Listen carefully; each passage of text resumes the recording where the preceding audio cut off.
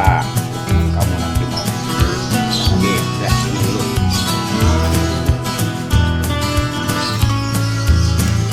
Dulu.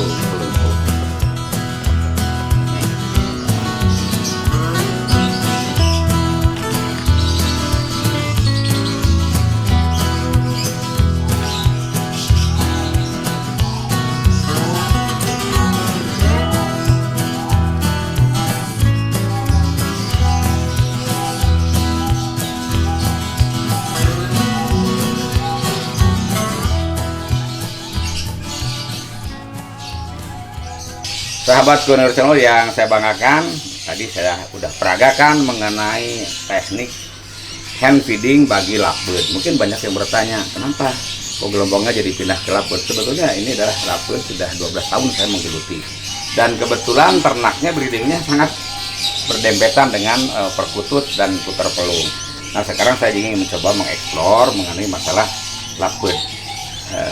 Metodologi ini sebetulnya bisa kita gunakan di ternak yang lain seperti hand feeding tadi. Ini kenapa kita bisa gunakan di burung puter. Kalau misalkan kita tidak punya indukan yang siap untuk melolok, kita bisa hand feeding. Nah itu juga sudah saya praktekkan. Lovebird jelas sudah diberikan hand feeding, tetapi juga diputer, apalagi puter besar, tinggal ditambah aja jumlahnya, volumenya dan nutrisinya sehingga bisa kita laksanakan hand feeding. Nanti bisa peragakan. Termasuk di perkutut juga sama pakai hand feeding, diberikan makanan, jadi tidak perlu. Jadi ini sebuah metode rekayasa reproduksi agar cepat, tepat dan memenuhi kriteria keilmuan. Jadi 3 komponen, di lovebird bisa di hand feeding, di perkutut bisa hand feeding, termasuk juga diputer. Karena juga banyak peternak-peternak perkutut atau lovebird, perkutut atau puter pelung kebingungan, di mana induknya nggak ada, hand feeding aja lah. Ini diantaranya kami juga di hand feeding itu menggunakan temperatur agar mengatur suhu sesuai dengan suhu yang dibutuhkan oleh burung itu sendiri. Salah satu yang harus menjadi perhatian dari para peternak lovebird juga peternak burung-burung yang lain sebetulnya. Itu terkena wabah penyakit yang cukup sangat mengganggu lah, karena populasinya kadang-kadang di atas 10 atau 20 ekor yang kena sakit. Kadang-kadang mungkin setengah dari peternakan kita terkena wabah penyakit itu, yaitu penyakit snot. Sebetulnya penyakit snot itu agak-agak susah gampang mengobatinya. Yang awal adalah kita memang perlu di awal higienis atau sanitasi. Terkadang dicirikan dengan ya barangkali matanya berair seperti yang mau menangis gitu ya. Terus juga burung sering menggosok-gosokkan matanya ke bulunya dan sebagainya, kotorannya mencret. Terus juga nafsu makan berkurang, dan ini makin hari makin drop. Seperti diulas pada episode yang lalu bahwa tetap diawali dengan masalah nutrisi yang baik akan menjaga imunitas daripada burung itu sendiri. Nah yang kedua, higienis. Nah ini banyak pengalaman saya menjadikan referensi dari peternak-peternak di beberapa negara di Eropa. Jadi kalau kita sudah punya breeding lovebird, pada waktu kita kedatangan burung yang lain itu harus juga diisolasi dulu. Jadi jangan kita ternak bakul yang sudah punya 100-200 kandang, beli lagi dari peternak lain, datang masukkan, nah ini bahaya. Saya harus selalu merekomendasikan sebelum kita membeli burung dari luar masuk ke kandang kita, itu harus selalu diisolasi seminggu. Itu diberikan dulu obat disinfektan, terutama yang paling itu adalah virus. Kalau virus kan susah, tapi kalau bakteri mungkin bisa diobati lah dengan obat-obat di pasar. Tapi kalau sudah berbicara virus, jadi pada waktu burung masuk ke kandang kita itu harus diisolasi. Yang kedua, bagi teman-teman yang rajin kontak burung, nah ini juga pada saat burung kita dibawa ke lapang, di saat itulah burung kita berkomunikasi, bersosialisasi dengan burung lain yang boleh saja mungkin juga di burung yang lain dengan jarak yang sangat dekat itu membawa penyakit. Kalau di COVID-19 itu kan ada droplet dan sebagainya, mungkin kalau virus menyebar ke yang lain. Yang selanjutnya juga kadang-kadang kurang yang menjadi perhatian dari para peternak itu dalam memasukkan burung dalam satu sangkar dalam populasi yang banyak. Karena mungkin kita akan saling bergesekan dan kita tidak bisa mengecek burung mana yang kondisinya sehat, sakit. Jangan-jangan ada satu burung yang sakit bergabung dengan populasi yang cukup banyak, itu akan sangat cepat menular kepada burung-burung yang kita miliki. Yang selanjutnya adalah juga kebersihan pakan. Kira kita membeli pakan di pasar-pasar itu burung biji-bijian. Kalau di awal dibahas melis toksin, itu juga kadang-kadang tidak kita bersihkan. Sebaiknya saya menyarankan kalau bisa itu dicuci dengan air panas, karena juga akan membersihkan bakteri-bakteri yang ada di biji-bijian yang ada di pakan yang beli di pasar. Yang selanjutnya itu mencuci sayur-sayuran dari pasar, karena juga tidak menutup kemungkinan itu banyak mengandung unsur pestisida atau herbisida.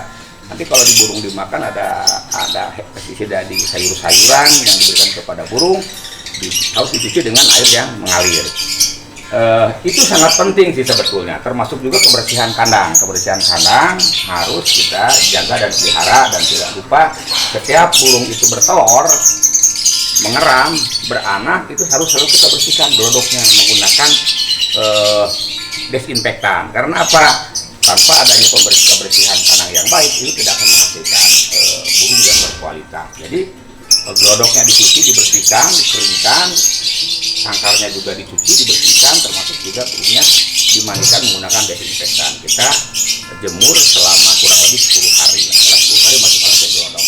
Insya Allah di sini juga ada burung Jamaika yang umurnya sudah hampir 10 tahun lah. Sudah 10 tahun masih produktif. Itu burung dulu juara di tingkat priangan, barangkali sudah pada terkenal, namanya burung Jamaika, dan saya beli tahun 2010. Itu dalam keadaan sudah dewasa, dan alhamdulillah saat ini masih produktif karena dengan pemeliharaan yang baik, sanitasi yang baik, termasuk juga nutrisi yang baik, insya Allah breeding kita akan berjalan dengan lancar.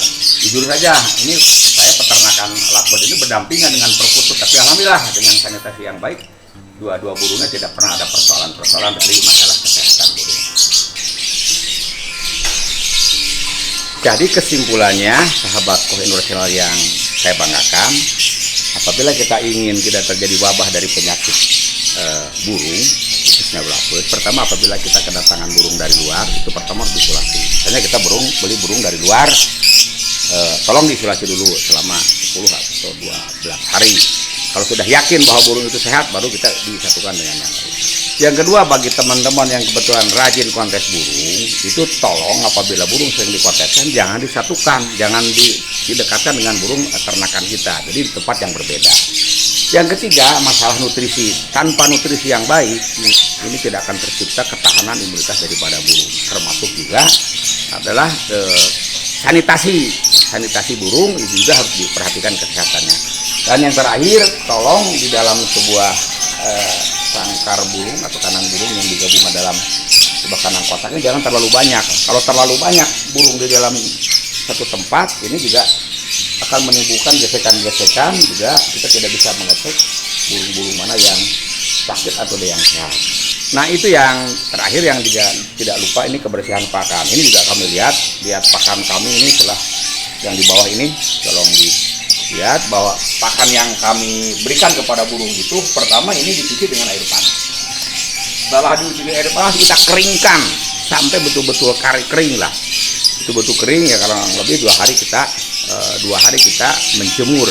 Agar apa? Burung itu selalu sehat, dan setiap hari air minum terus diganti. Dan yang terakhir bahwa kita harus mengatur jarak pemberian pakan, jadi setelah 3 hari langsung diganti dengan pakan yang baru, yang bekas-bekasnya dicuci, dibersihkan, dikeringkan lagi. Jadi itu saja. Jangan lupa like, subscribe, and share. Mudah-mudahan ternak kita selalu sehat, selalu lebih maju lagi. Demikian, assalamualaikum warahmatullahi wabarakatuh.